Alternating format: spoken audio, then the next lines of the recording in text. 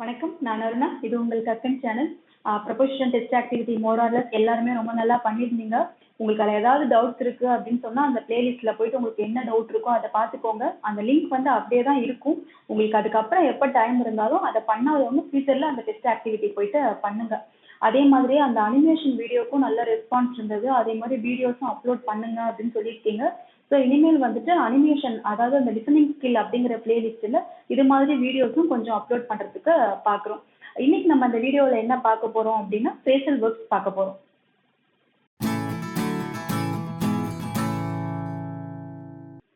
First one called on. Called on அப்படின்னா என்னன்னா visited அப்படின்னு அர்த்தம். I called on my friend yesterday அப்படின்னா I visited my friend yesterday அப்படின்னு அர்த்தம். ஸோ கால்ட் ஆன் அப்படிங்கிறதுக்கு எக்ஸாக்ட் மீனிங் என்ன அப்படின்னா ஃப்ரேசல் வெர்ப்ல விசிட்டட் அப்படின்னு அர்த்தம். இந்த சென்டென்ஸ் வந்து பாஸ்ட் டென்ஸ்ல இருக்கு. Next one I ran into an old friend. Ran into அப்படின்னா என்னன்னா இதுவுமே வந்து பாஸ்ட் டென்ஸ்ல தான் இருக்கு.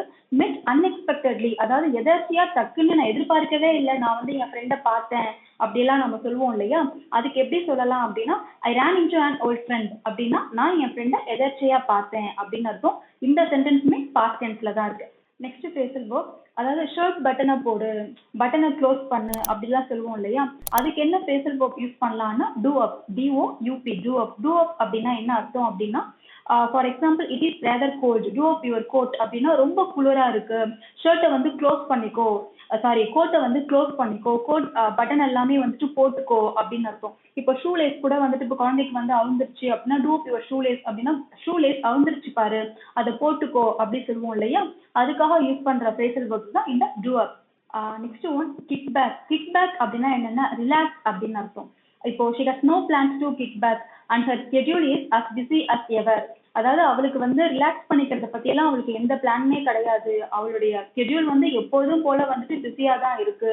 இதை சில பேர் வந்து ஷெடியூல் அப்படின்னு ப்ரொனவுன்ஸ் பண்றாங்க. இதை ஷெடியூல்னு ப்ரொனவுன்ஸ் பண்ணக்கூடாது, ஸ்கெடியூல். இதை நம்ம எப்படி சொல்லணும் அப்படின்னா ஸ்கெடியூல் அப்படின்னு தான் சொல்லணும். ஓகேவா? கிக் பேக் அப்படின்னா ரிலாக்ஸ் அப்படின்னு அர்த்தம். Next phrasal verb look for. எனக்கு தெரிஞ்சு இது காமனா நீங்க எல்லாருமே கேள்விப்பட்டிருப்பீங்க அப்படின்னு நினைக்கிறேன். லுக் ஃபார் அப்படின்னா டு ஃபைண்ட் சம்திங், ஏதோ ஒரு விஷயத்த நம்ம வந்துட்டு தேடுறது. I am looking for a good job அப்படி கூட சொல்லுவாங்க. அதாவது நான் வந்து ஒரு நல்ல வேலையை வந்து இப்போதைக்கு தேடிட்டு இருக்கேன், தேடிக்கொண்டிருக்கிறேன் அப்படின்னு அர்த்தம். For example I kept my mobile somewhere. நான் வந்து என்னுடைய மொபைலை வந்து வேற எங்கேயோ வச்சுட்டேன்னு வச்சுக்கோங்களேன்.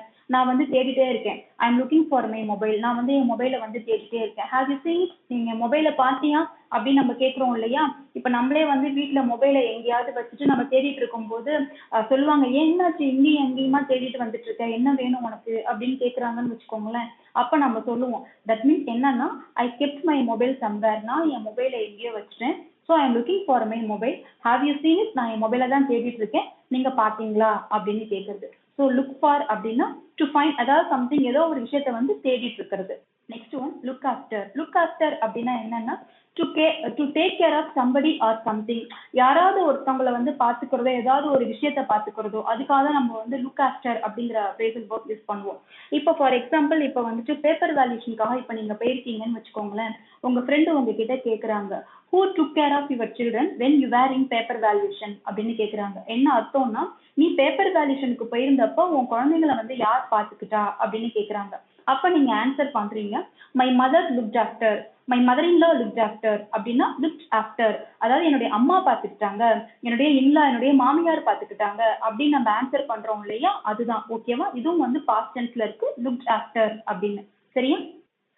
நெக்ஸ்ட் ஃப்ரேசல் வெர்ப் வந்து நம்ம எங்கேயாவது ஷாப்பிங்லாம் போனோம் அப்படின்னு சொன்னா இந்த ஃப்ரேசல் வெர்ப் நம்ம ரொம்ப அதிகமாகவே யூஸ் பண்ணியிருப்போம். என்னன்னா ட்ரையான். ட்ரையான் அப்படின்னா என்னன்னா இப்போ நம்ம வெளில நீங்க எங்கேயோ போயிருக்கீங்க, ஒரு ட்ரெஸ் எடுத்திருக்கீங்க, அது உங்களுக்கு சூட் ஆதா இல்லையா அப்படின்னு பாக்குறதுக்கு இப்போ நீங்க ட்ரையல் ரூம் போயிட்டு போட்டு பாரு அப்படின்னு நம்ம சொல்லுவோம் இல்லையா. கோ ஆன் ட்ரையான். கோ ஆன் ட்ரையான் அப்படின்னா என்ன அர்த்தம்னா நீ இந்த ட்ரெஸ் வந்துட்டு உனக்கு இந்த கிளாத் வந்து உனக்கு ஃபிட் ஆகுதா இல்லையா அப்படிங்கறத நீ வந்து போட்டு பாரு அப்படின்னு சொல்றது.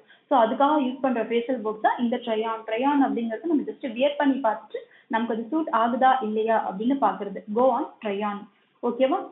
நெக்ஸ்ட் ஃப்ரேசல் வெர்ப் பாத்தீங்கன்னா ட்ராப் அவுட் அப்படின்னா என்னன்னா ஒரு கிளாஸ்ல இருந்து வந்து குவிட் பண்றதோ இல்ல ஸ்கூல்ல இருந்து குவிட் பண்றதையோ நம்ம அதை தான் வந்து ட்ராப் அவுட் அப்படின்னு சொல்லுவோம். இப்போ உங்க ஃப்ரெண்டும் நீங்களும் தான் வந்து ஒரு கம்ப்யூட்டர் கிளாஸ் ஜாயின் பண்ணிட்டு இருக்கீங்க. உங்க ஃப்ரெண்டு வரவே இல்லை. நீங்க ரிசப்ஷன்ல போயிட்டு ஃப்ரண்ட் ஆஃபீஸ்ல போயிட்டு கேக்குறீங்க அவங்களுடைய பேரை சொல்லி. அப்போ அவங்க சொல்றாங்க he drop out from the class அப்படின்னு சொல்றாங்க. He drop out from the class அப்படின்னா என்ன அர்த்தம்னா அவர் வந்து அந்த கிளாஸ்ல இருந்து வெளியேறிட்டாரு, அவர் இந்த கிளாஸை குவிட் பண்ணிட்டு போயிட்டாரு அப்படின்னு அர்த்தம். சரியா? அடுத்த phrasal verb get back. Get back அப்படின்னா என்னன்னா ரிட்டர்ன் அப்படின்னு அர்த்தம். இப்போ அவர் எப்போ திரும்பி வருவாரு அப்படிங்கிற கொஸ்டின் நம்ம எப்படி கேட்கலாம்னா when will he get back அப்படின்னு கேட்கலாம். when will he get back அப்படின்னா என்ன அர்த்தம்னா when will he return.